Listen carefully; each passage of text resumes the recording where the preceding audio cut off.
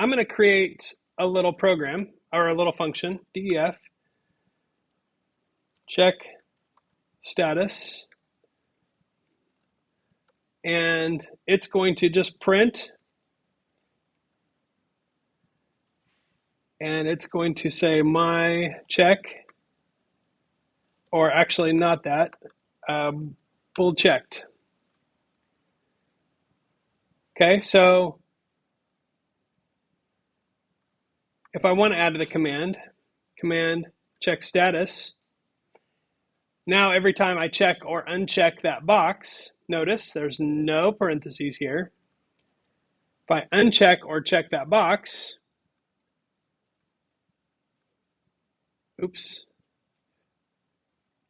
it's printing the variable.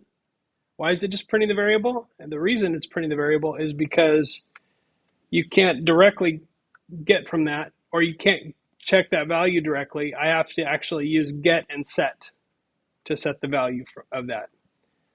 So now, checked or unchecked, I can find out. Okay, so this is a container that contains a value that is Boolean. It is not a Boolean variable.